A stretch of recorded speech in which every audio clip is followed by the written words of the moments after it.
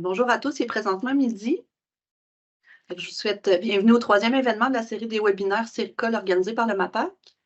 Je me présente, je m'appelle Geneviève Legault, je suis conseillère en Estrie à la direction régionale de l'Estrie. Je suis conseillère en horticulture maraîchère et en agriculture biologique au MAPAC. Donc, je serai aujourd'hui votre animatrice. On a un conférencier invité qui s'appelle William Sylvain aujourd'hui, qui est candidat à la maîtrise à l'École de technologie supérieure, qui va nous présenter un outil de modélisation de la consommation mensuelle de combustible. Donc, le webinaire d'aujourd'hui, c'est d'une durée d'1 heure. La présentation va durer de 35 à 40 minutes, puis ça va suivre par une période de questions de 15 à 20 minutes. On va autoriser le dépassement de temps, donc pour un maximum de 1h15 pour compléter la période des questions s'il y a beaucoup de questions. Donc, les objectifs des webinaires CIRCOL, c'est vraiment de diffuser efficacement l'information. On est dans une ère où il y a énormément d'informations disponibles, puis énormément de connaissances qui sont générées. Donc, on a voulu faciliter la diffusion de ces connaissances de façon gratuite et les rendre accessibles de façon pérenne en les filmant et en mettant les diaporamas disponibles sur la chaîne YouTube du MAPAC. Donc, c'est pourquoi le webinaire d'aujourd'hui est enregistré. En participant à ce webinaire, vous acceptez qu'il soit enregistré et que vos réactions le soient aussi. Donc, si vous ouvrez votre caméra, c'est pour ça qu'on a bloqué les caméras, entre autres. Mais si on ouvre votre caméra, vos interventions vont être enregistrées, vont être disponibles par la suite sur la chaîne YouTube. Donc, des petits rappels d'usage, les micros, les caméras des invités, des participants sont bloqués. Si vous avez, lors de la période de questions, le goût de parler au conférencier, on vous inviterait à lever la main. Donc, dans le haut de la barre, vous avez un petit icône qui est lever la main et puis on va venir, un des membres de notre équipe va venir débarrer votre micro, votre caméra. Vous allez pouvoir poser directement votre question. Par contre, le clavardage, qui s'appelle parfois conversation, dans la barre en haut, vous pouvez cliquer dessus et vous allez voir apparaître les conversations en marge de l'écran. Ça, c'est ouvert et c'est possible pour vous de poser des questions dans le clavardage. On va répondre aux questions du clavardage seulement à la fin du webinaire pour laisser le temps aux conférenciers de peut-être répondre à vos questions. Et c'est ça, la période de questions va suivre en toute fin de webinaire.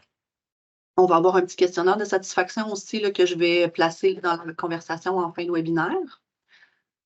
Donc, on est là. Donc, j'inviterai notre conférencier, sans plus attendre, William Sylvain, à afficher sa présentation et à ouvrir sa caméra. Pendant que je le présente. Donc, William a complété son baccalauréat en génie agro-environnemental à l'Université Laval en 2022.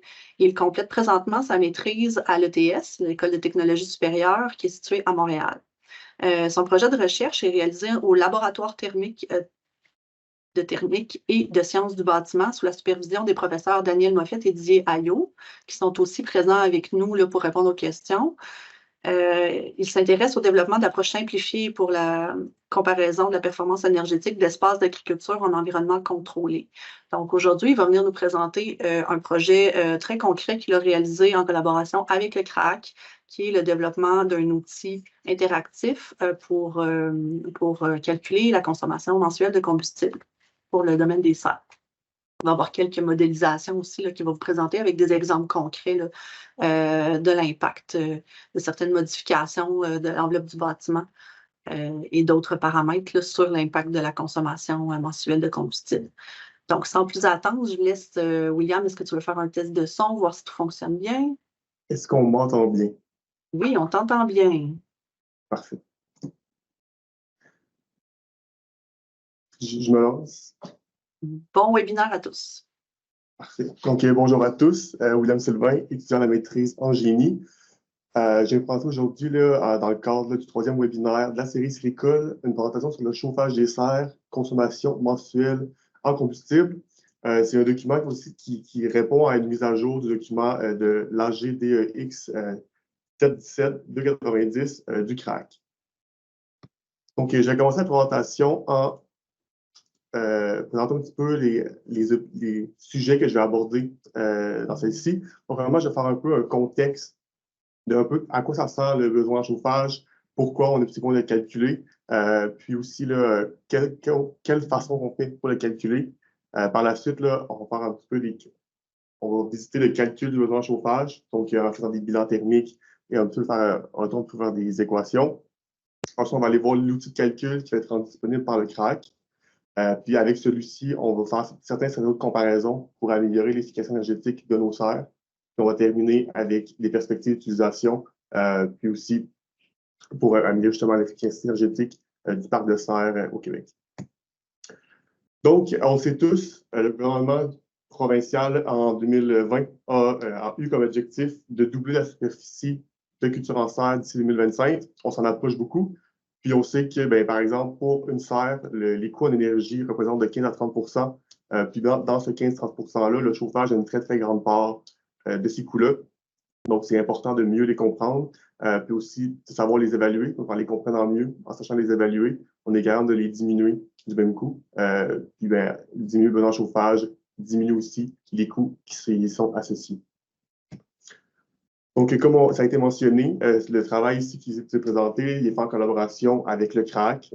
C'est un peu une mise à jour du document qui avait été rendu disponible en 2009. Donc, il y avait beaucoup de données qui étaient rendues désuètes, qu'on a mises à jour. On a rajouté des équations. Puis, il y a aussi, avec le nouveau mise à jour qui va être soumis dans les prochaines semaines, il va avoir la possibilité là, de aussi consulter des feuillets explicatifs où les méthodologies sont expliquées, puis aussi un guide d'utilisateur pour mieux comprendre l'outil. Donc, si par exemple, vous voulez refaire les calculs de votre côté, ça va être possible d'utiliser ce guide explicatif-là pour justement mieux comprendre les calculs par la suite, les phénomènes qui se passent dans le chauffage des airs. Donc maintenant, on va aller un peu plus sur c'est quoi une modélisation. On en a parlé. Concrètement, là, ça ressemble à quoi et pourquoi, quel type nous on utilise. Donc, une modélisation, on peut utiliser premièrement un modèle complexe. Ici, on peut voir qu'il y a beaucoup de flèches, beaucoup d'interactions, par exemple entre les plantes et l'environnement, les objets. Puis c'est toutes des interactions qui peuvent faire varier le besoin de chauffage. Donc, on peut voir que c'est assez complexe à comprendre, à utiliser. Puis on peut aussi utiliser un modèle qui est beaucoup plus simplifié, où on prend seulement en compte les échanges les plus importants pour avoir un estimé qui est quand même représentatif, mais qui est beaucoup plus facile à utiliser. Pourquoi c'est beaucoup plus facile à utiliser? Premièrement, parce qu'un modèle complexe, on peut voir ici l'interface d'utilisation. Donc, ça prend certaines connaissances en logiciel, en programmation à utiliser, tandis qu'un modèle simplifié, on peut l'implanter directement dans un chiffrier Excel, par exemple. Comme ici, je présente l'interface de l'outil que je pense aujourd'hui. Donc, on peut voir que c'est beaucoup plus simple à utiliser. L'interface est plus facile. N'importe qui peut un peu jouer avec ces différents facteurs-là. Donc, voilà. Donc, en passant ensuite au calcul du besoin de chauffage, je vais vous représenter le schéma de la dernière diapo. Ici, on voit en gros les plus grandes interactions en chauffage. Donc, en bleu, ce sont les conductions et infiltrations, c'est des pertes, donc les endroits où la serre perd de l'énergie, donc des pertes de chauffage. Puis en orange, les gains en chauffage. Les gains en chaleur, donc en chauffage. Donc, le rendement solaire, c'est vraiment plus passif, donc naturel. Puis l'unité de chauffage, c'est un gain un peu plus actif.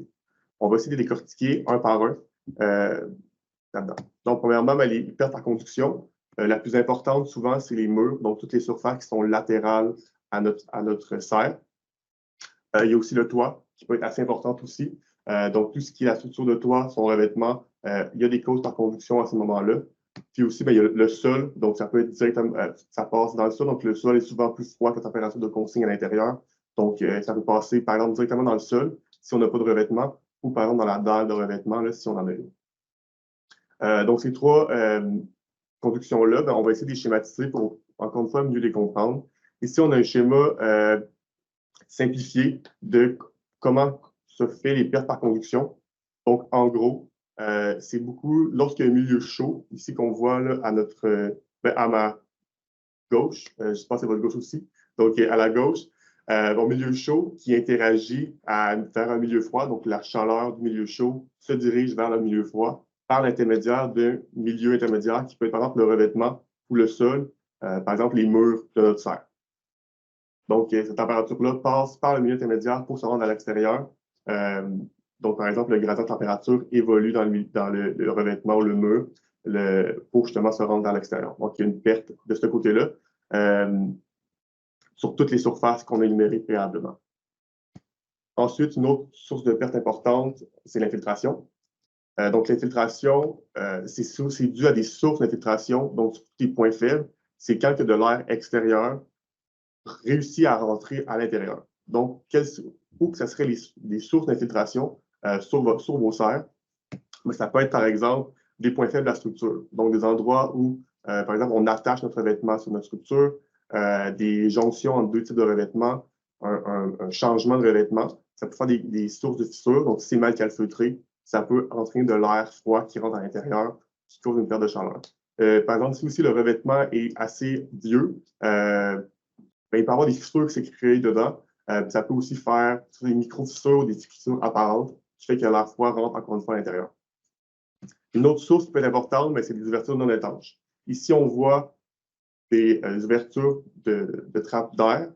Donc, si encore une fois, sont mal calfeutrées, qu'il y a des endroits où l'air peut s'infiltrer, ça crée des pertes thermiques de ce côté-là. Puis par la suite, ben, des portes mal ajustées, un peu la même chose que des ouvertures non étanches. Donc, si par exemple, il y a des endroits où que l'air réussit à s'infiltrer, ben, l'air froid entre, puis ça crée un débalancement là, de la température intérieure.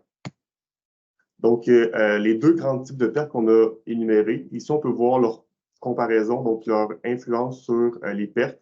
On voit que les pertes en conduction sont quand même très importantes, mais les pertes en infiltration sont quand même considérables. Donc, c'est quand même important de les comprendre, puis de les identifier pour aller les améliorer. Puis par la suite, j'aurai encore une fois des économies en combustible par la suite. Donc, passons maintenant au gain. Ici, on a le gain naturel qu'on appelle le gain solaire. Donc, tout ce qui touche, c'est surtout par le toit, par exemple, vu que le gain solaire vient de l'atmosphère, donc du soleil. Donc, on va essayer d'expliquer un peu comment que le gain peut se créer, donc comment on peut avoir une augmentation de la température intérieure grâce au rayonnement solaire. Donc, le rayonnement solaire part du soleil qui se dirige vers notre serre. Lorsque le rayonnement frappe notre vêtement qui est translucide, vu qu'on travaille ici avec les serres, ben, ce revêtement-là a une certaine capacité à transmettre le rayonnement, puis à réémettre dans l'atmosphère ce rayonnement-là. Donc, il y a une partie qui est souvent plus faible, qui est réémise dans l'atmosphère, et une partie qui est plus importante, qui est transmise à l'intérieur. Quand ce rayonnement-là atteint l'intérieur de notre serre, ben, celui-ci est absorbé par tout ce qui se trouve à l'intérieur, que ce soit le sol, les plantes, les équipements. Et bien, tous ces éléments-là reçoivent cette énergie-là, puis ensuite doivent le réémettre. Lorsqu'ils ils réémettent en rayonnement infrarouge. Donc, oui, il y a une partie qui est réémise en rayonnement solaire, puis la grande partie est en rayonnement infrarouge. L'infrarouge, c'est vraiment la chaleur. Donc, puis lorsque cette chaleur-là, donc le rayonnement infrarouge, retourne vers l'intérieur de la serre, va refrapper une surface, un revêtement, qui est encore une fois translucide, qui laisse passer le rayonnement. Lorsque ceci va le frapper, bien, encore une fois, bien, il y a une partie qui va être transmise et une partie qui va être réémise. Cette fois-ci, pour le rayonnement infrarouge, il y a une beaucoup plus grande partie qui va être réémise vers l'intérieur que qui va être transmise, ce qui crée l'effet de serre, puis la concentration du rayonnement infrarouge à l'intérieur. Puis là, bien, plus le temps passe, plus il y a une concentration de rayonnement infrarouge, puis ce qui crée l'augmentation de la température à l'intérieur de la serre. Il y a aussi par exemple, lorsque la nuit tombe, ben, il n'y a plus de rayonnement solaire, donc l'infrarouge diminue. Il n'y a plus de gain en infrarouge, donc là, il y aurait une émission, là, que le gain en chauffage, l'unité de chauffage viendrait balancer par la suite. Donc, on va passer maintenant au dernier gain solaire, gain de chaleur de notre serre. Ici, on aurait l'unité de chauffage, qui est un chauffage actif, donc auquel on fournit d'énergie, le combustible directement pour créer un gain d'énergie. On va utiliser la même figure, mais on va essayer le besoin de chauffage de le schématiser avec une équation simple. Donc, comment on calcule ce besoin de chauffage-là? Ben, premièrement, on prend nos pertes par conduction auxquelles on additionne nos infiltrations. Donc, de cette façon-là, on a toutes nos pertes additionnées ensemble. Puis à ça, ben, on soustrait notre gain solaire. Donc, toutes les pertes, moins ce qu'on a réussi à générer comme chaleur grâce au rayonnement solaire, nous donne notre besoin en chauffage. Donc, le besoin en chauffage, à tout moment, lui, il doit balancer cette équation-là, donc être égal aux pertes moins le gain solaire. On va maintenant plus définir cette équation-là avec un peu les caractéristiques de notre serre, puis un calcul plus spécifique. Premièrement, pour définir les pertes et notre gain solaire, ça nous prend des données d'entrée. Donc, par exemple, des données météorologiques, avoir notre température extérieure, avoir notre rayonnement solaire. Par la suite, on a notre température de consigne intérieure qui va définir notre gradient, notre variation de température entre l'intérieur et l'extérieur, qui va grandement influencer les pertes. Puis finalement, les formes et caractéristiques qui vont, par exemple, le dimensionnement de notre serre, quelle dimension on a, quel type de structure qu'on a, va aussi influencer grandement les pertes et les gains. Par la suite, grâce à ces éléments-là, ces données d'entrée ici, ça nous permet de calculer la puissance de chauffage instantanée. Donc, par exemple, à un moment donné X, quel besoin en chauffage doit être là en kilowatts pour répondre à notre besoin. Donc, ça nous donne une unité de temps X, donc on va trouver notre puissance instantanée. Par la suite, lorsqu'on additionne tous ces unités de temps, on peut le trouver de façon horaire. Donc, on a un besoin en chauffage horaire. On convertit notre puissance en besoin en l'additionnant sur une période horaire. Puis, finalement, on peut le trouver de façon mensuelle, ce qui peut être plus intéressant pour faire des évaluations économiques. Donc, on peut calculer le besoin mensuel en additionnant notre besoin horaire sur une période mensuelle. Finalement, ici, notre besoin de chauffage est en kilojoules directement, donc le besoin brut directement que notre unité de chauffage doit fournir. Mais c'est si souvent l'énergie qu'on lui fournit, c'est en combustible, ça doit être en combustible. Donc, emmener les données de l'unité de chauffage est primordial à ce moment-là. Les unités pertinentes, ça peut être le type de combustible et l'efficacité de l'unité de chauffage de son système. Grâce à celui-ci, on peut convertir le besoin en chauffage qui est en kilojoules en consommation d'énergie, qui serait par exemple en litres de propane. Donc, en cette unité-là, ça nous permet de plus facilement pouvoir calculer, savoir un petit peu combien ça va nous coûter au final, puis ça va être pertinent par la suite. Ensuite, c'est aussi possible de calculer des indicateurs. Donc, pour pouvoir comparer la serre qu'on a définie, donc avec la forme et la caractéristique, on peut aller chercher un coefficient de déperdition par surface au sol, puis celui-ci va vraiment être un coefficient qui va pouvoir être comparé à, par exemple, si je modifie la structure de ma serre, la forme, ça peut modifier le coefficient, donc voir plus celui-ci est élevé, mais plus il y a des pertes, plus il est faible, moins il y a de pertes par variation de température. Donc avec celui-ci, c'est plus facile d'aller comparer des modèles de serre qu'on veut évaluer une infrastructure, puisqu'elle ne prend pas en compte la région et les températures de consigne. Je vais laisser regarder ça un petit peu. Je prends une gorgée d'eau.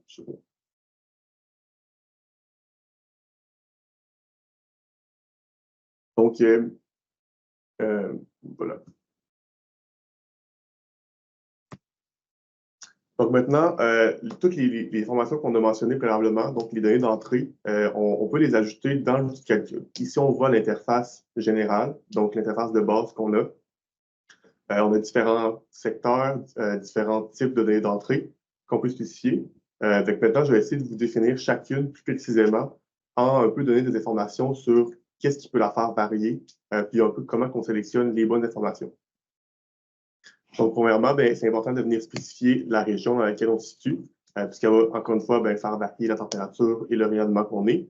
Le fichier comprend environ 70 régions de stations météo. Donc, c'est important de venir sélectionner elle qui ressemble le plus à la serre qu'on veut évaluer. Puis, ces données météo-là, c'est une normale climatique. En gros, c'est des moyennes sur les 10 dernières années. Donc, on prévoit que à chaque année, il va y avoir en moyenne ces données météo-là. Mais si, par exemple, on voudrait venir évaluer notre besoin de l'année passée, donc de 2023, il serait possible de venir insérer un fichier météo spécifiquement de l'année 2023, donc puis de venir l'insérer dans le document, puis venir comparer notre efficacité de l'année passée versus un calcul plus théorique, voir à quel moment, à quelle place on se situe. Puis tout ça, c'est expliqué vraiment dans le guide utilisateur qui est fourni. Par la suite, ben, on vient spécifier l'ensemble de consignes. Donc, un peu là, ce que vous préférez avoir, à quelle consigne vous voulez mettre votre unité de chauffage. Venir spécifier ici, puis ça varie selon le type de culture qu'on veut faire, le type de gestion qu'on veut faire aussi.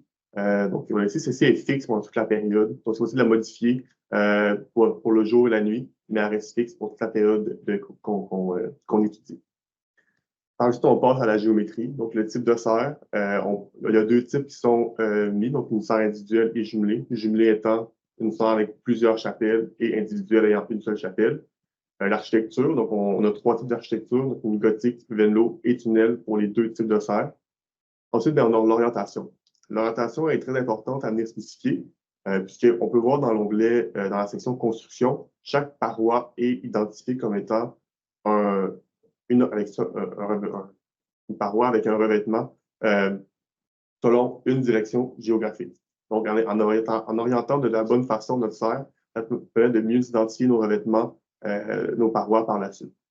Encore une fois, ben, il y a des outils dans l'outil, il y a vraiment des indicateurs de comment bien identifier notre serre, son orientation. Parce qu'il est vraiment fait sur le côté longitudinal de la serre, est orienté. On va voir un exemple plus loin dans la présentation. Ensuite, on passe aux dimensions. Donc, encore une fois, là, les dimensions peuvent impacter beaucoup de nos pertes et nos gains. Donc, en spécifiant, par exemple, la largeur d'une chapelle, la longueur de notre serre, la hauteur du muret, si on en a un. Ensuite, la hauteur de notre mur total, puis le nombre de chapelles. C'est cet onglet-là, là, il se modifie un peu sur le type de serre qu'on utilise. Par exemple, une serre individuelle, ben, on n'aurait pas à remplir le nombre de chapelles, par exemple. Ensuite, on passe aux matériaux de construction. Donc, chaque matériau qu'on peut voir sur le tableau qui est affiché a un coefficient U, qui est un coefficient de perte de chaleur globale, coefficient de conduction globale de notre matériau. Donc, chaque matériau a un coefficient spécifique à lui-même. Donc, un mur isolé aurait un coefficient U de 0,5, ce qui est très, très bien donc, qui isole très, très bien. Et par exemple, un verre simple aurait un coefficient U de 6,4 qui laisserait passer plus de chaleur par conduction. Donc, on peut venir spécifier là, justement notre valeur ici. Puis par la suite, on vient spécifier aussi le type de facteur de construction qu'on utilise. Donc, si par exemple, on a une structure en métal, ben, le métal conduit beaucoup mieux la chaleur. Donc, s'il y aurait une augmentation des pertes à ces endroits où la structure est présente, donc en menant ce petit facteur de correction-là, on vient éviter, là, on vient ajuster là, ce facteur-là. C'est les pertes, ces pertes. Ensuite, on vient spécifier les pertes par le sol, qui sont en spécifiant le type de fondation. Donc, on peut avoir des fondations non isolées ou isolées. Celui-ci, bien, encore une fois, spécifie les pertes par le sol qui sont faites de l'intérieur de la serre vers le sol. Donc, qui peut passer vers l'extérieur de la serre, le sol à l'extérieur de la serre. Voilà. Puis finalement, ben, on vient spécifier aussi le facteur d'infiltration. Donc, on a une valeur standard. Il est possible de mettre une valeur standard qui est de 0,75 changement d'air à l'heure. On peut aussi mettre une valeur fixe. Donc, ici, par exemple, on a une serre plus ancienne qui pourrait laisser qui aurait plus de fissures ou de points où l'air peut s'infiltrer. Bon, on peut mettre, exemple, un coefficient d'infiltration d'environ 2 changements d'air à l'heure. Donc, la quantité de temps que ça prend pour, par exemple, que l'air extérieur prenne toute la place à l'intérieur là-dedans.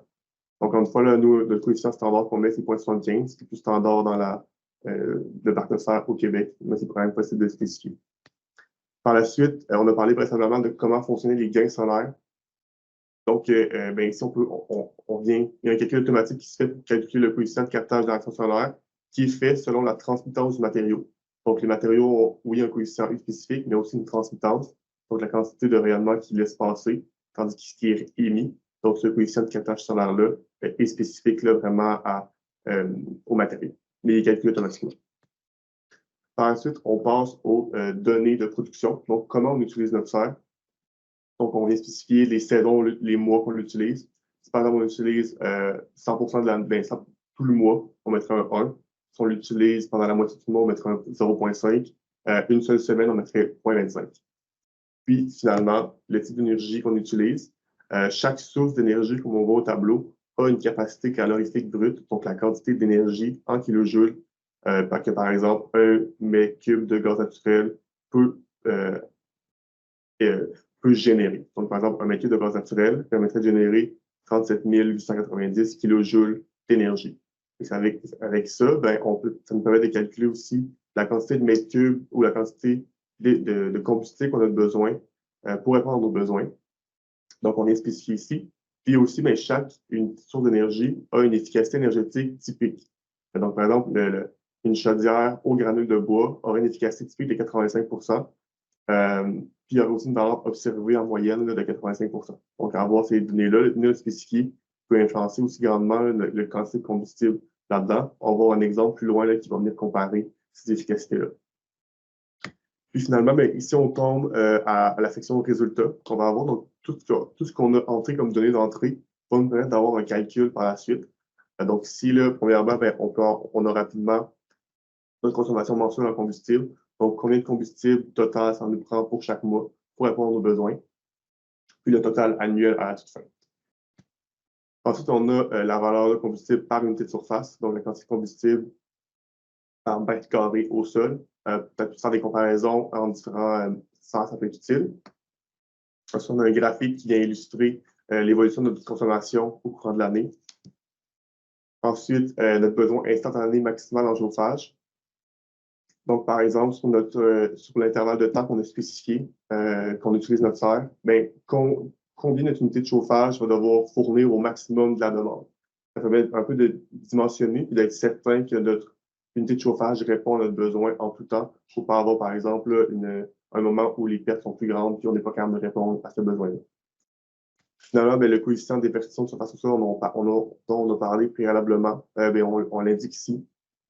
Donc, facilement accessible pour faire des comparaisons. Maintenant, on va passer au scénario de comparaison. Je prends une gorgée d'eau avant de commencer.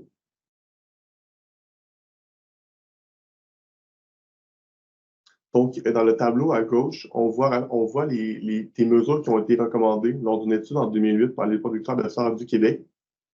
Ils ont fait un audit là, environ 40 producteurs de serre, puis en leur envoyant des recommandations à faire, puis les producteurs revenaient avec les améliorations qu'ils ont eues là-dedans. Donc, les mesures qui étaient recommandées par cette étude-là étaient majoritairement pour diminuer le besoin en chauffage, parce qu'encore une fois, c'est ce qui représente le plus de coûts dans les coûts. Donc, nous, on va utiliser ces mesures-là pour faire nos scénarios de comparaison grâce à l'outil qu'on a présenté. Donc, par exemple, premièrement, l'écran thermique, on va l'utiliser. Donc, c'est une mesure qui peut être courante. Donc, on va voir qu'est-ce que ça peut donner. Ensuite, on va évaluer plus, on va jouer avec l'isolation et la structure. Les conduites climatiques, on va jouer avec les températures de consigne, surtout, et la génération de chaleur. Donc, ces 4 mesures-là, on va les évaluer, puisqu'on est capable de les modéliser dans notre outil. Par exemple, la distribution de la chaleur, donc la ventilation à l'intérieur, l'installation de brise-vent et le contrôle. Donc, par exemple, les contrôles plus de gestion de consignes. Par exemple, eux, on ne va pas les évaluer parce qu'on ne peut pas les évaluer dans notre outil. Donc, le premier scénario qu'on va évaluer, ça va être pour une serre individuelle. Donc, ici, là, on peut voir un peu les caractéristiques qui la définissent. Donc, on a, par exemple, une serre à Shawinigan avec une température de consigne de jour de 20 degrés et une température de nuit de 18 degrés. C'est une serre qui est individuelle gothique avec une orientation est-ouest. On a parlé probablement, mais ici, on peut voir avec la rose des vents comment on oriente notre serre. Donc, ici, on voit que, par exemple, les murs au bout, donc les 2 murs verticaux, c'est eux qui sont vraiment orientés ouest-est. Donc, puis avec des dimensions de 10 mètres pour la largeur d'une chapelle et de 30 mètres pour la longueur. Par la suite, pour notre revêtement, on a des revêtements qui sont en polyéthylène double, donc sur toutes les parois. Un taux d'infiltration de 1,5 changements d'air à l'heure. Ici, on voit que c'est un peu plus élevé que le standard, mais ça peut par exemple que notre serre est plus âgée, il y aurait plus de sources de perte. Ensuite, avec une utilisation de 12 mois par année, on utilise le gaz naturel avec une efficacité de 80% du système. Donc ici, là, on voit comment on entre ces données-là du tableau précédent dans notre outil.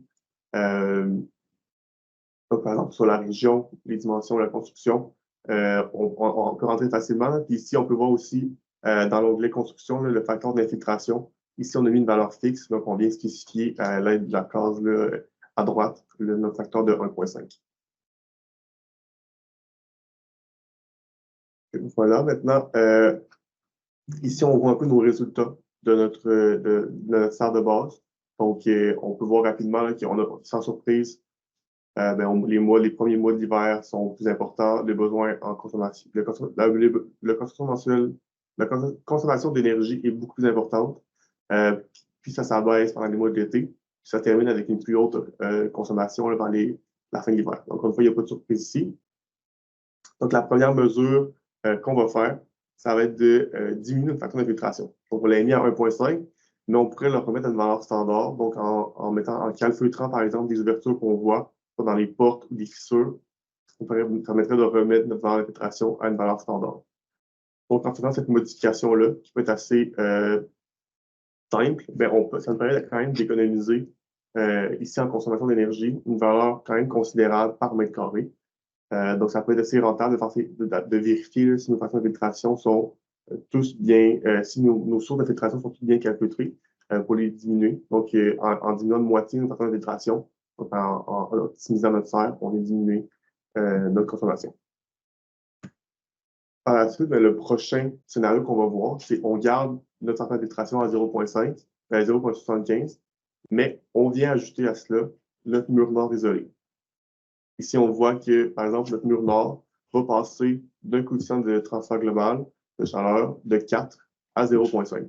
C'est vraiment une différence considérable, puisqu'en plus, le mur nord, il y a très, très peu de rayonnements solaires qui peuvent rejoindre la salle de ce côté-là.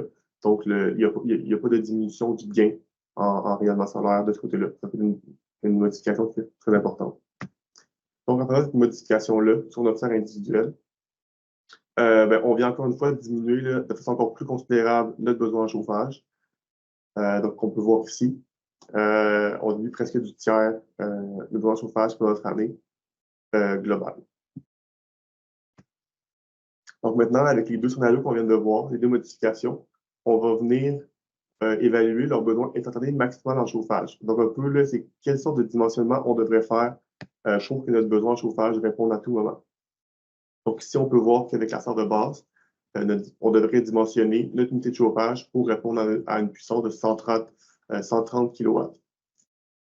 En diminuant le facteur d'infiltration, on vient diminuer notre puissance à 121 kW. Donc, le dimensionnement est moins nécessaire. Donc, il y aurait une baisse du coût d'installation initiale d'environ 7% de la puissance. Par la suite, on vient voir, en ajoutant le mur nord isolé, on viendrait diminuer la puissance du besoin instantané à 83.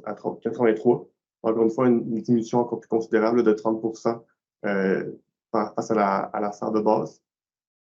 Puis finalement, comme c'est commun pour une serre individuelle de ne pas être utilisée pendant les mois les plus froids, ici, on a évalué, si par exemple, on utilise notre serre seulement de mi-mars à octobre, ce serait quoi l'utilisation de notre unité de chauffage, combien on devrait la dimensionner. Puis on voit que on diminue encore une fois de façon considérable, donc 36% plus faible notre installation. Donc, en faisant ces études-là, ces diminutions-là, donc oui, on peut économiser en chauffage, mais aussi on économise le coût d'installation de notre serre.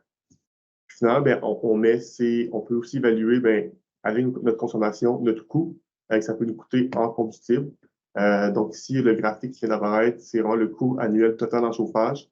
Ici, avec un coût du propane de 70,2 sous du litre. Puis on voit là que les variations, encore une fois, sont très similaires à la puissance. Mais ici, on peut avoir comme des économies considérables par exemple, seulement calfeutrant, en diminuant le facteur d'infiltration. Puis on vient économiser quand même 8% de notre coût annuel en chauffage. Donc, ça peut être très important, là, puis rentable de faire ces modifications-là, ces améliorations-là. Finalement, on va venir jouer un petit peu avec notre consigne, notre conduite climatique. Fait que dépendamment, là, par exemple, si c'est possible pour la serre, donc votre production, de venir jouer avec la consigne climatique, comment on pourrait venir économiser là, de ce côté-là en combustible, donc avoir une efficacité énergétique plus importante. Donc ici, On va venir comparer premièrement là, si on mettait par exemple une température de jour de 25 degrés et une température de nuit de 22 degrés, ben, ici on aurait une consommation d'énergie d'environ 35 000 litres de propane. Par la suite, en mettant par exemple une température de jour de 20 degrés et une température de nuit de 18 degrés, ben, on verrait diminuer là, de presque 12 000 litres de propane. Quand on passe de 18 degrés à 15 degrés, on diminue encore une fois, de façon considérable. Ici, environ de 5 000 litres de propane. Par exemple, si on voudrait mettre une température de consigne de 15 degrés ou de 12 degrés la nuit, ben, on diminue encore une fois. Puis finalement, ben, si on veut faire une température plus froide, adapter notre conduite climatique pour avoir une température de jour de 10 degrés et de 8 la nuit, on viendra encore une fois là, diminuer là, de presque 5 000 litres de propane. Puis là, on transfère notre consommation d'énergie en argent. Donc, ça a un coût de propane. Ben, ici, on peut voir que ben, c'est encore plus significatif, là, plus facile à voir là, qu'adapter notre température de consigne peut amener beaucoup d'économies. Donc, par exemple, de passer d'une température de consigne de 20 degrés le jour, 18 la nuit, à une température de consigne de 18 degrés le jour et 15 degrés la nuit, on a économisé environ là, 3 500 $, donc une diminution de 18 On est conscient qu'on ne peut pas souvent modifier la température de consigne pendant toute la saison. C'est peut-être que juste optimiser la consigne selon le stade de croissance, ça peut être très important de ce côté-là. Puis ça peut amener à beaucoup d'économies de chauffage, donc améliorer l'efficacité énergétique de notre serre. On va maintenant passer à notre serre jumelée. Donc, on va faire un peu le même exercice, mais cette fois-ci pour une serre jumelée. Ça va être un exercice un peu plus rapide, vu qu'on a fait vraiment étape par étape pour la serre individuelle. Mais celles-ci, on va un peu les faire tout en même temps. Ben, une par une, mais dans la même diapo. Donc, premièrement, notre serre est dans la région de Varennes, donc la station météo de Varennes, une température de jour de 20 degrés et 18 la nuit. Le type de serre, c'est une serre jumelée, avec une température, une architecture gothique, une orientation nord-sud. Donc, encore une fois, ici, on peut orienter notre serre. Donc, les parois latérales sont orientées nord-sud, puis l'orientation est vraiment suivie sur la longueur de la serre. On a une largeur de notre chapelle de 10 mètres et une longueur totale de notre serre de 80 mètres. On a 9 chapelles au total. Chaque paroi latérale donc, est recouverte d'une feuille de plastique structurée 8 mm. Puis notre toit est recouvert de polyéthylène doux. Donc, on a fait la filtration standard à 0,75 mètres, changement d'air à l'heure, avec une utilisation de 12 mois par année, puis en utilisant le gaz naturel avec une efficacité de 80 Donc ici, là, on voit rapidement là, comment on peut entrer ces données-là dans un petit calcul. Donc, on peut voir qu'en mettant notre type de serre au type jumelé dans la section dimensionnement, il y a la hauteur du total qui est apparue, puis aussi le nombre de chapelles qui est apparu. Encore une fois, mais si on passe plus dans la section construction, on voit que, par exemple, la feuille de plastique structure 8 mm a un coefficient de transfert de chaleur global de 3,7 watts par mètre carré Kelvin, versus une valeur de 4 pour le polyéthylène double soufflé. Donc, si on a une diminution, c'est un peu plus isolant, mettre des feuilles de plastique structure 8 mm. Donc, nous allons maintenant passer à un peu évaluer ces facteurs-là. Donc, ici, on va mettre la serre de base, donc combien qu'elle consomme. Ici, il y a une petite erreur dans la présentation. Donc, en vert, c'est vraiment l'ajout d'un écran thermique. Donc, ici, en ajoutant un écran thermique au toit, alors seulement au toit, puisque c'est ici que c'est le plus facile d'utilisation. On peut voir en vert que c'est vraiment une diminution de la consommation d'énergie en ajoutant justement cet écran thermique-là. Donc, oui, exemple, un écran thermique viendrait diminuer la quantité de rayonnement qui pourrait rentrer dans la serre. Donc, le gain en rayonnement solaire, mais ajouter une isolation qui peut vraiment être considérable de ce côté-là. Puis, bien, finalement, bien, en ajoutant le mur nord isolé, ici, le mur nord correspond à une moins grande surface en pourcentage que le reste, que par exemple pour une serre individuelle. Donc, la diminution est moins importante, mais reste quand même considérable en isolant ce mur-là. Comme fois, un mur nord, c'est un mur qui a très, très peu de rayonnement solaire qui est là, donc il y a très, très peu de gain qui se fait de cette façon-là. Donc, en l'isolant, on perd très, très peu de notre rayonnement, notre gain qui est solaire. Donc, en faisant le même exercice que pour l'affaire individuelle, on va venir voir notre besoin en dimensionnement de notre unité de chauffage, notre besoin instantané maximal en chauffage. Pour notre serre de base, donc l'ensemble de nos unités de chauffage doivent pouvoir permettre une puissance de 2146 kW pour répondre aux besoins en tout temps sur notre période qu'on a évaluée. Ensuite, en mettant un écran thermique, encore une fois, une erreur dans la diapo. Donc, en vert, on a l'ajout d'un écran thermique. On vient diminuer d'environ 500 kW de dimensionnement. Donc, c'est quand même très, très intéressant de ce côté-là. Puis par la suite, donc, on fait une diminution de 26 du besoin en dimensionnement. Par la suite, en venant isoler notre mur nord, on vient encore une fois diminuer notre besoin instantané de 4 Puis finalement, en utilisant notre stationnement de mi-mars à octobre, on vient encore une fois diminuer presque de la moitié, donc de 32 sur notre serre, la diminution de 32 sur notre serre de base, notre besoin instantané. Donc, notre dimensionnement est beaucoup moins important, donc une diminution du coût de l'installation initiale de la construction. Non, mais lorsqu'on met ces variations-là sur notre coût en total en chauffage, on peut voir encore une fois, par exemple, qu'en ajoutant un écran thermique en vert, notre coût diminue de façon très considérable, de 26 Donc, l'ajout d'un écran thermique peut être rentable même sur une année, si par exemple, ça dépend des prix d'écran thermique, mais par exemple, si on a une économie qui peut ramener un retour sur investissement assez intéressant. Par la suite, en ajoutant notre mur nord isolé, on diminue de 4 Puis par la suite, en utilisant notre mi-mars à octobre, on diminue de 50 de nos besoins en énergie, puisque les besoins les plus importants sont encore une fois les mois hivernaux d'hiver. Finalement, on va venir jouer avec un dernier facteur, qui est l'efficacité. Donc, on va garder notre serre jumelée avec notre mur nord isolé et notre toit en polyéthylène double, incluant l'écran thermique. Puis, on va venir jouer avec l'efficacité. Puisqu'on utilise du gaz naturel, avec une capacité calorifique brute de 37 890 kJ, chaque source d'énergie a une efficacité typique, comme j'ai mentionné préalablement. Puis celle du gaz naturel, c'est de 92 Donc, en moyenne, sur le parc au Québec, mais les systèmes de chauffage utilisant le gaz naturel auraient une efficacité typique de 92 Mais ce qu'on voit sur le terrain, c'est que ça peut aller de 60 à 98 Donc, par exemple, ça se peut que si vous avez une chaudière au gaz naturel, c'est important de connaître son efficacité pour savoir est-ce qu'elle est efficace ou à cause vraiment d'une augmentation de la quantité de combustible à utiliser puisqu'elle a une efficacité trop faible. Donc, pour ça, voir des remises à niveau, ça peut être intéressant de ce côté-là. Donc ici, là, on peut voir encore une fois 92 de typique. Donc ici, on va faire varier ces efficacités-là. Donc, premièrement, on va garder notre serre, comme j'ai mentionné, avec une efficacité de 60 Donc, si par exemple, notre chaudière a une efficacité de 60 d'énergie, on viendrait ici avoir une consommation d'environ 420 000 mètres cubes de propane. Par la suite, en remettant une efficacité plus dans la moyenne des observés, on aurait une diminution quand même presque de 100 000 mètres cubes de propane, ce qui est quand même très important pour une remise à niveau d'une chaudière très, très peu efficace à une chaudière plus dans la moyenne.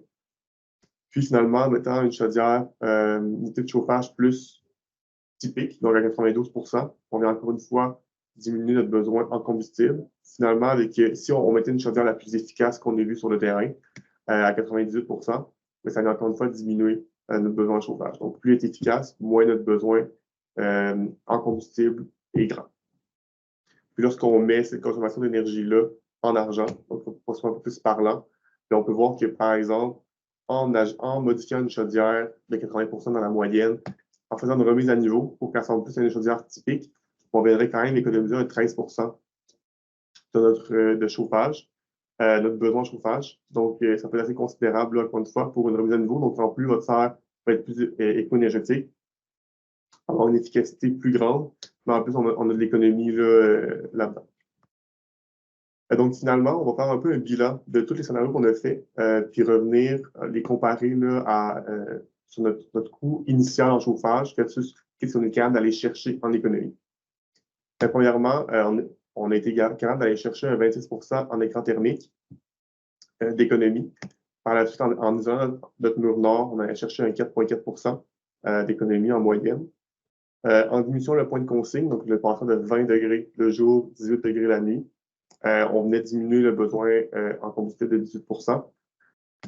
Finalement, en ajoutant une meilleure efficacité de notre système de chauffage, en faisant nos remises à niveau pour le remettre plus d'une efficacité typique, on venait chercher à 9,1 % d'économie en combustible. Finalement, ben, ce qui nous resterait comme consommation, ben, c'est environ 42 % si on appliquerait toutes ces mesures-là. Ici, les chiffres peuvent être assez, on peut voir qu'ils sont très importants, mais ils peuvent vraiment varier sur le producteur, par exemple, la connaissance du producteur en gestion d'énergie, puis aussi, mais la taille de la serre aussi peut faire varier beaucoup ces indicateurs-là.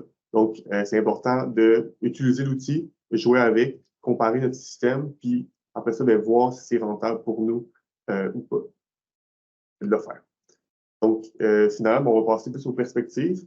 Donc, comme je l'ai présenté, ben, l'outil est assez simple et accessible pour tous. C'est facile de faire des simulations, de changer certains paramètres, de voir rapidement c'est quoi leur impact.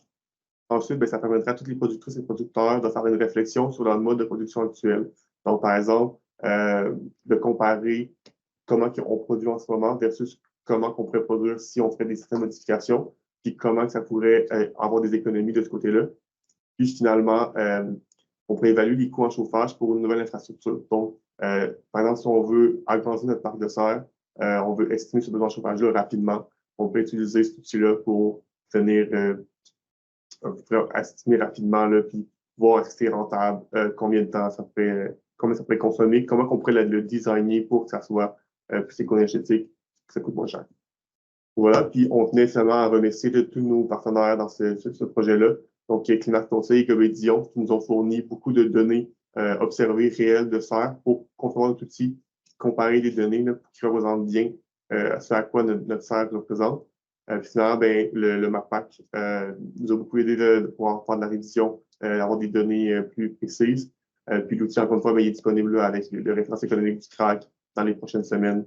Il devrait rendre disponible à tous. Donc voilà, c'est la fin de la présentation.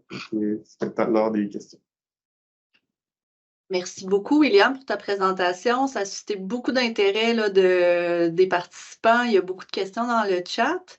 Fait que pour la période de questions, j'ai mon collègue Julien Cormier là, qui est ingénieur à la direction de la Chaudière-Appalaches qui va m'aider en fait dans l'animation de la période de questions. J'ai mes deux autres collègues aussi là, qui sont présents. Philippe-Antoine Taillon, tu peux ouvrir ta caméra pour que les gens te voient. Guillaume Deschênes. Puis il y a Mourad aussi là, qui est là, mon collègue de Montréal-Laval-Lanaudière. Donc, Julien, je te laisse y aller avec la période de questions. Oui, ben, il y a eu quelques questions qui ont été posées là, dans le chat, mais est-ce que, dans le fond, est-ce qu'il y en a qui auraient qui souhaiteraient là, poser leurs questions à caméra et micro ouvert? Je vais donner la priorité à ces questions-là, peut-être dans un premier temps. Là. Simplement, levez votre main. Mais sinon, pour commencer, peut-être pour casser la glace, là, il y a M. Séguin qui posait une question si, avec l'outil, là, c'était possible d'estimer la consommation de deux modes de chauffage en même temps. Par exemple, le propane et l'électrique. Puis, M.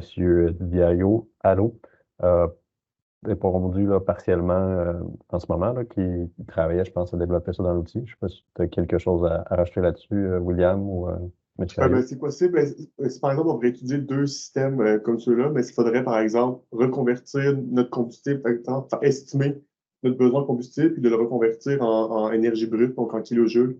Par la suite, venir voir si ce que nous, on a comme unité de chauffage, donc les deux combinés, représentent la même chose en kilojoules. Donc, il faudrait reconvertir le réel observé et le calculer en énergie brute, donc en kilojoules. Mais non, c'est pas possible dans l'outil de mettre deux études en même temps. Et Daniel voudrait compléter. Oui, je me demande si on pourrait pas juste, vous pourriez avoir deux scénarios si vous vouliez, mais il faudrait faire un copier-coller directement par vous-même. C'est pas une fonctionnalité qui vient avec l'outil, mais il y aurait une façon de le faire. Okay, merci.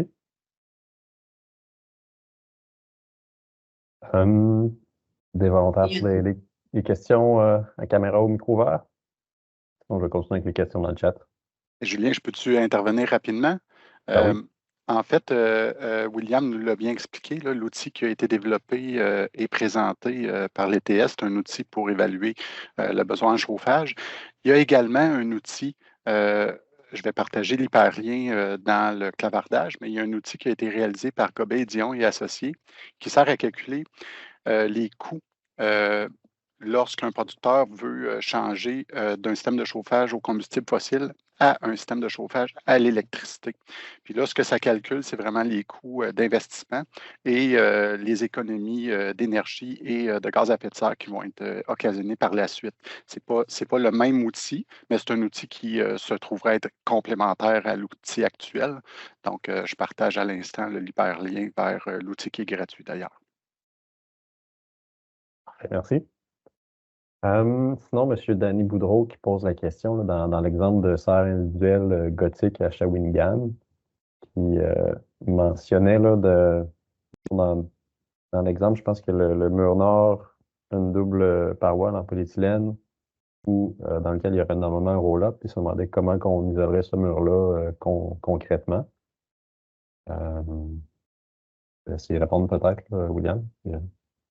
C'est vraiment de la conception initiale, mais ça pourrait être garder, par exemple, la même architecture, mais en l'isolant, en structure, mais en l'isolant. Mais si c'est vraiment, si on veut avoir un mur, par exemple, vertical, c'est possible aussi. Ça doit vraiment de la conception faite par les fournisseurs de serre. Okay. Puis sinon, moi, j'ajouterais peut-être à ça que si c'est le mur nord que le roll-up d'une serre individuelle, ben, peut-être qu'on peut isoler à tout le moins la jupette, la section du bas, peut-être du mur, pour aider au bilan thermique justement de la serre.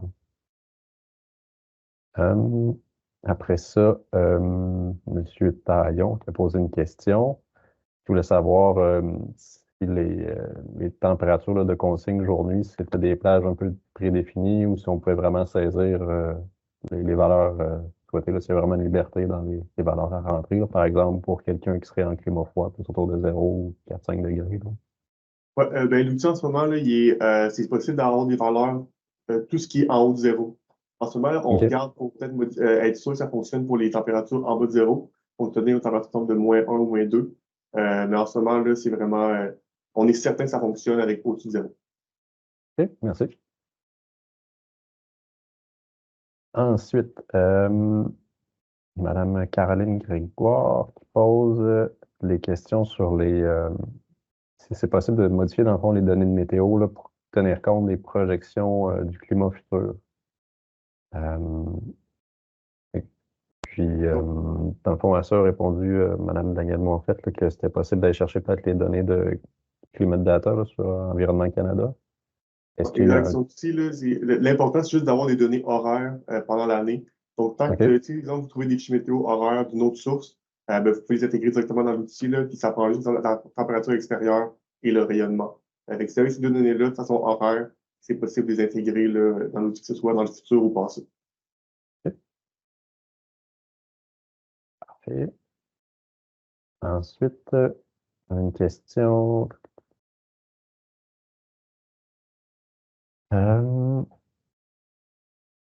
Mourad qui pose un peu la même question. Est-ce que M. Jocelyn Co qui pose la question, est-ce qu'il y a eu des validations effectuées là, pour comparer les résultats théoriques et pratiques sur des serres en opération? Oui, avec Gobet-Dion et Climax Conseil, on a pris beaucoup d'études. On avait une banque de 20 serres qui nous ont fourni. Avec ça, on a comparé les valeurs observées et théoriques. Ça satisfaisait là, pour le modèle qu'on faisait, qu'on s'approche sur une estimation assez près besoin. Julien, je vais poser une question de M. Yancy Vargas qui pose le scénario mi-mars à octobre implique que le chauffage n'est utilisé que pendant cette période et non pendant les mois d'hiver. Si oui, comment cela affecte-t-il la production et le fonctionnement de la serre? C'est peut-être plus une question pour un conseiller séricole. Je ne sais pas, Philippe-Antoine, si tu veux répondre à cette question-là. Là, tu me prends au dépourvu, Oui, mais c'est un petit peu. certain que si c'est le choix qu'on fait, ben, il n'y aura pas de production dans ce temps-là où il va y avoir une baisse de production. Euh, je sais il y a de l'intégration de température aussi qui peut se faire, là, mais l'outil qui a été créé n'est pas fait pour ça, est fait pour répondre à 80% des besoins de base, là. Fait qu'on ne peut pas nécessairement mettre plusieurs réglages de température journaliers et nocturne. C'est ça, on essaie de faire le plus simple pour répondre aux besoins du plus grand nombre de personnes. Exact. C'est Si, par sûr. exemple, la consigne change au courant de l'année, mais il faudrait, par exemple, de faire une autre simulation à côté en changeant la consigne, puis spécifier les modes d'utilisation de cette nouvelle consigne-là. Mais c'est quand même un scénario, M. Vargas, qu'on voit régulièrement. Là. Il y a quand même tout un lot d'entreprises là, qui vont chauffer de mi-mars à octobre. C'est en lien aussi avec la luminosité extérieure naturelle au Québec. Donc, les entreprises qui n'ont pas de chauffage, d'éclairage artificiel, vont quand même limiter leur période de chauffage à ces périodes-là. Puis c'est en lien avec la mise en marché estivale aussi. Là. Fait qu'il y a un modèle d'entreprise qui produit de cette façon-là déjà au Québec. Je vais te laisser, Julien, à l'autre question. Oui. Après ça, il y avait une question, mais je pense que tu as répondu un peu, William, là, si c'était possible de rentrer des consignes de température dynamique. Je pense que ça mentionne un peu qu'il faudrait faire un peu plusieurs scénarios pour Exact. comparer. Ok. Excellent. Euh, Ensuite, une question sur la valeur de l'infiltration est souvent, mettons, estimée ou sous une supposition. Euh, Est-ce qu'il y a moyen, comment on fait dans le fond pour mieux l'estimer ou c'est quoi un peu les références peut-être à consulter ou Pour l'infiltration, ouais, ben, je pense que Daniel avait répondu dans le chat, là, on peut faire des tests d'infiltrométrie. ok, Fait que peut-être voir un peu là, comment ça peut être fait. Mais nous, on se fait vraiment des tables de l'HE, donc les références en serre, références de bâtiments spécifiquement pour les serres. Donc ici, là, on avait des valeurs dans le tableau. Donc, encore une fois, oui, c'est des valeurs qui peuvent être très subjectives, là, ça dépend le type de serre qu'on a.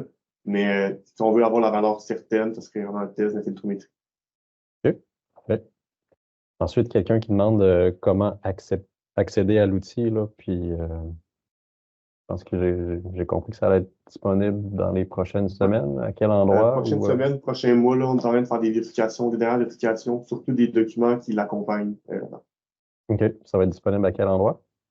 le CRAC, sur les Ok, références économiques du CRAC.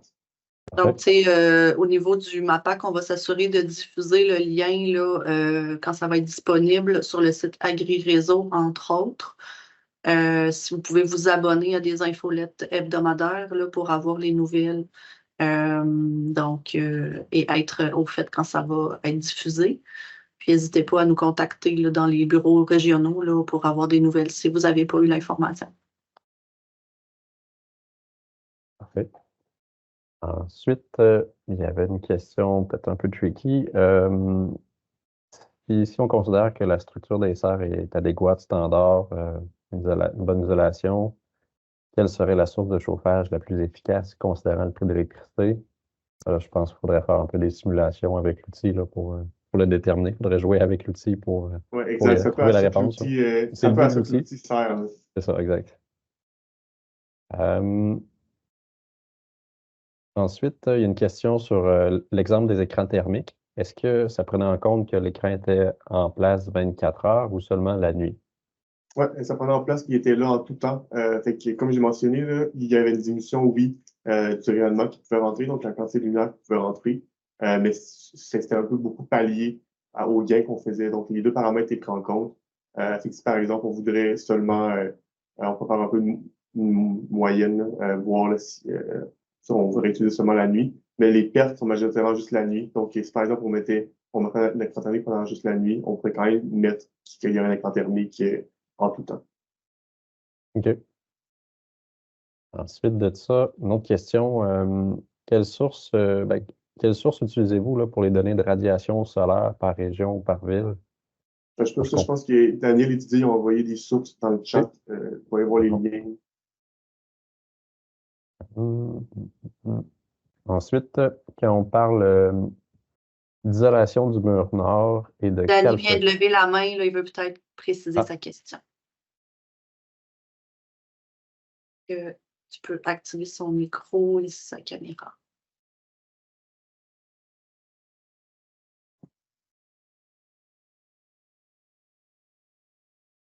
Danny, est-ce que tu es capable de parler? En fait, on lui a donné l'autorisation. Fait que là, c'est à lui d'ouvrir ensuite sa caméra et son micro.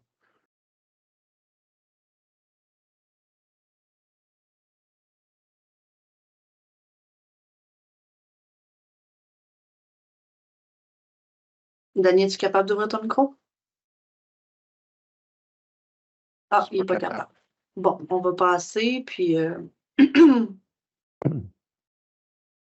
Ouais, ensuite de ça, il y avait une question pour le chauffage électrique.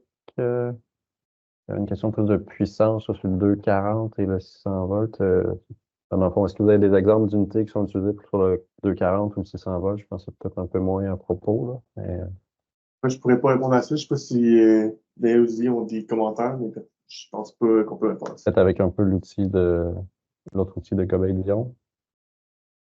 Ouais. Voir un conseiller, là, j'ai une conseil pour pour ça. C'est sûr que, mettons, les puissances sur le 240, mais ça va être limité un peu avec les plus petites heures, là. La puissance de chauffage totale va être limitée un peu avec la capacité de l'entrée, là. Est-ce que tu as répondu à la question précédente? Isolation du nord, calfeutrage. Oui, je suis en train de la lire.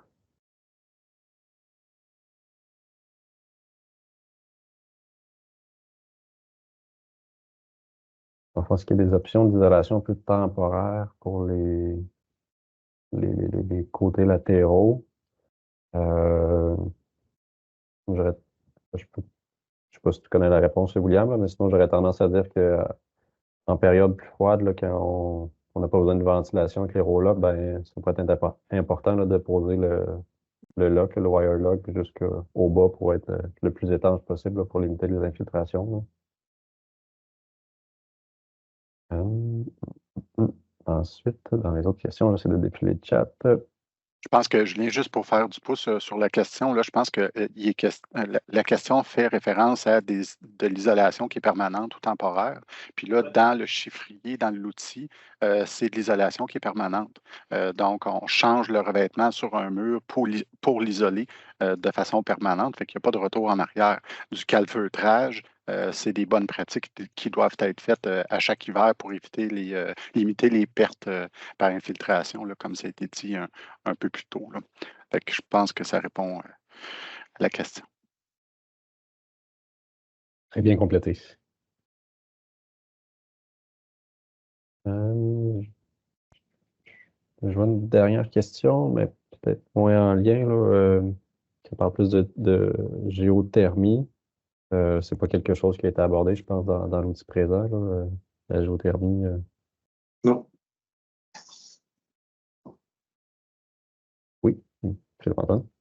J'ai une question de la fin. Il y en a une autre, donc je n'aurai pas la question de la fin, mais je vais la poser quand même. Dans les données d'entrée, William, là, j'ai peut-être pas bien compris, mais il y a des cases qui sont en jaune qui m'apparaissaient être les cases qu'on peut modifier, mais il y a également des cases comme en orange, mais on peut également les modifier. Fait que tu une signification à ça dans l'outil? Oui, ben, dans l'outil, il y a une légende qui spécifie chaque cellule, chaque couleur définit quoi. Je ne sais pas si je peux rapidement leur montrer ou l'expliquer, là, mais en gros, il y a des listes déroulantes. Donc, quand il y a, par exemple, des mots, des catégories de revêtements, c'est de sélectionner directement notre revêtement. Puis quand c'est en rose, c'est qu'on vient insérer des dimensions. Donc, c'est les entrées au clavier, là, directement. OK, je comprends. Je ne devais pas être attentif à ce moment-là. Merci. Oui, Monsieur Co, vous pouvez activer votre micro et poser de vive voix votre question sur la géothermie, j'imagine. Oui, en fait, c'est pas vraiment une question. Je ne sais pas si vous m'entendez. Oui. En fait, c'est plus un ajout pour ouvrir des possibilités, là, sachant que les serres froides sont de plus en plus populaires aussi là, pour les légumes d'hiver. Une option dont personne ne parle à peu près jamais, ce serait d'utiliser de la géothermie passive sans thermopompe. La température du sol là, à 50 pieds sous terre ou à 20 pieds sous terre, même 10 pieds sous terre, ne varie pas beaucoup l'hiver, compte tenu que les serres sont souvent dans un environnement neigeux où il y a beaucoup de neige. C'est intéressant, ce serait très intéressant de stocker de la chaleur de jour, parce qu'on sait qu'on est toujours en excès de chaleur là, à midi quand il fait soleil, là. Donc, de pousser ça dans le sol simplement avec des radiateurs, avec des circuits d'eau chaude, de pousser l'excès de chaleur dans le jour au lieu de le jeter dehors. Puis la nuit, de récupérer cette chaleur-là sans thermopompe. S'il fait 3 degrés dans notre serre ou s'il fait 5 degrés, si le sol est à 8 ou 10 degrés parce qu'on l'a chauffé toute la journée, cette chaleur-là est gratis. Tout ce qu'on a à faire, c'est de faire circuler de l'eau avec un ventilateur, de l'eau avec une pompe, puis un ventilateur pour alimenter un radiateur dans la serre. Je pense qu'il y a un très bel avenir là-dessus, compte tenu que Hydro-Québec va probablement arrêter de financer les serres en période de pointe. Les serres en période de pointe, c'est les pires clients qu'Hydro-Québec ne veut pas avoir. Fait que, puis sachant ce qui arrive avec les gaz à effet de serre aussi, tout le monde veut diminuer sa consommation de propane, sa consommation de gaz naturel. Il ne reste pas beaucoup d'options, là. Fait que le stockage thermique devrait être considéré là, de façon prioritaire. Je laisserai l'équipe du laboratoire thermique de l'ETS parler un petit peu des projets en cours à Coudjouac et puis les résultats qu'ils ont là, en lien avec les batteries thermiques et les systèmes. Oui, Didier, il faut activer votre micro, s'il vous plaît. Ouais. Oui, j'ai répondu brièvement dans le chat. Là. Effectivement, on est tout à fait d'accord avec le commentaire de M. Co. Puis on a développé un système basé sur des lits de roche. Donc on stocke la chaleur dans un lit de roche pendant la journée afin de la restituer de la nuit. On a fait un premier système en 2018 à Coudjouac, puis depuis 2022, on a un autre système à Radisson. C'est des systèmes qu'on a instrumentés. Donc je vais mettre des liens là, si vous voulez, pour les performances de ces systèmes-là. Et puis en plus de ça, on regarde aussi bien sûr la pertinence d'accumulateurs thermiques tels que des cuves d'eau dans les serres. Cependant, c'est des modèles un peu différents de ce qu'a fait William, parce que dans ce cas-là, c'est pas les mêmes équations. Donc c'est un peu plus de travail. On reviendra pour un séminaire en 2025. Super, merci. Philippe Antoine? Oui, je veux juste faire du pouce là, sur l'intervention. Le ministère de l'Agriculture a lancé le programme Innovation bioalimentaire récemment. Et il y a un appel à projet pour du soutien au transfert de connaissances et à la diffusion qui vise entre autres les vitrines technologiques pour les technologies de ce genre-là, pour mettre en place des vitrines de démonstration pour les technologies dont monsieur, je ne me rappelle plus du nom de famille, là, a parlé, là, par exemple, les climate batteries ou les technologies de ce genre-là. Fait que je vais partager aussi le lien vers le programme d'innovation bioalimentaire. On vous remercie énormément pour votre participation active à ce webinaire. Je tiens à remercier beaucoup notre conférencier William pour sa belle présentation et toute la préparation. Je tiens à remercier également ses superviseurs, Didier Ayo et Daniel Moffett, pour leur support et l'excellente supervision de leurs étudiants gradués et mes collègues qui participent à ce webinaire, à l'organisation des webinaires, Julien Cormier, Julie Saint-Hilaire des communications, Philippe Antoine, Guillaume Deschaines et Jenny Leblanc. Et puis, on vous prépare d'autres webinaires à venir. Donc, n'hésitez pas à remplir le formulaire pour nous suggérer des sujets à prioriser. Le plus qu'il va y avoir de mentions, le plus ça va nous aider là, à prioriser les sujets. Donc, sur ce, est-ce qu'il y avait quelqu'un qui voulait intervenir pour une dernière fois? C'est bon? Merci Geneviève. Donc, merci à vous. Puis, on va rester en ligne un petit peu pour que vous ayez le temps de cliquer sur le lien de satisfaction, du sondage de satisfaction. Donc, on va fermer nos micros, puis je vais mettre un petit écran de fin de webinaire. Donc, bonne fin de journée à tous. Au revoir.